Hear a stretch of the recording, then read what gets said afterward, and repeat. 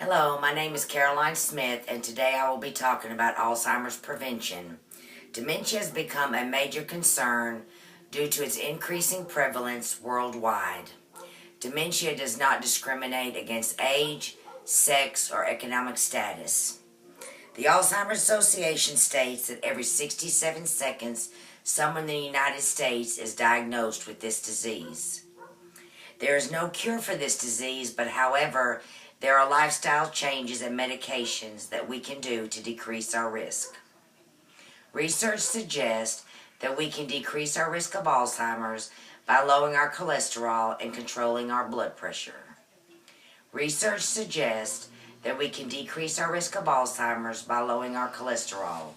According to the NIH State of Science Conference, notes written by Kennedy and Cashmere, 2010, a Mediterranean diet typically high in DHA due to fish and seafood choices, preliminarily states that DHA has protective effects against Alzheimer's.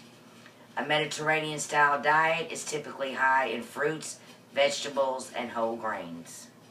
The Framingham score, which is one of the most thoroughly validated and extensively employed predictor tools utilized to assess cardiovascular disease, has found one of the contributors to mortality is total cholesterol and high and low density profiles. Kennedy and Cashmere, 2010. However, we can modify our lipid profiles by diet, exercise, and medications. Research suggests that you can decrease your risk of Alzheimer's by controlling your blood pressure. In a recent Harvard Heart Letter written by Wendy Van D. Sand, 2013, data suggests it is the maintenance of systolic and diastolic pressures that protects the blood vessels and the neural tissues from ischemia. If your blood pressure is not controlled, it can change the shape and the size of the blood vessels, and the blood will not be distributed through the body properly. The bottom line is a healthy heart leads to a healthy brain. The chart displayed here emphasizes lifestyle changes to decrease your risk for Alzheimer's. You have a healthy diet to lower your cholesterol. A healthy diet is full of fruits, vegetables, and whole grains, controlling your blood pressure, and taking medications to lower your blood pressure and lower your cholesterol and control your cholesterol. It is very imperative that you take your medication as prescribed by the doctor and be compliant with these medications to decrease your risk of Alzheimer's. Dr. Sudha Cesaria, the professor of neurology at the Boston University, states, hypertension is the top risk for strokes, which has a huge impact on cognitive function. The vascular network of the cardiovascular system is critical for brain health and cognitive function. Going back to the chart, as I have already talked, these are lifestyle changes to decrease your risk of Alzheimer's.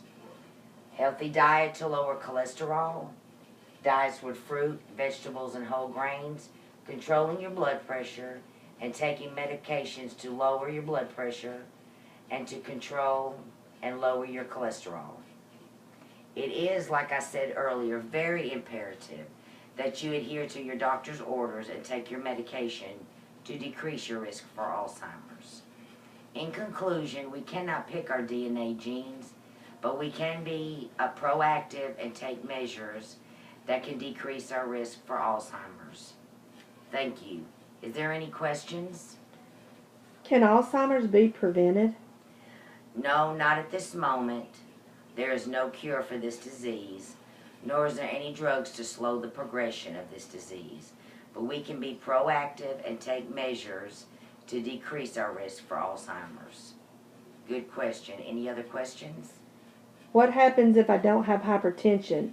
Do I still need to be concerned? If you have a high fat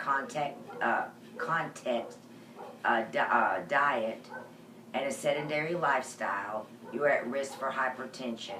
And like I said earlier, a healthy heart leads to a healthy brain. That's a good question. Any more questions? Well, why is diet so important to decrease the risk for Alzheimer's? Well, if we have a high cholesterol level, we develop plaque in the bloodstream, and that plaque is distributed to the brain via the bloodstream. The plaque then causes tangles around the neurons, and then the brain is not able to function properly. That was a really good question. Any more questions? Thank you.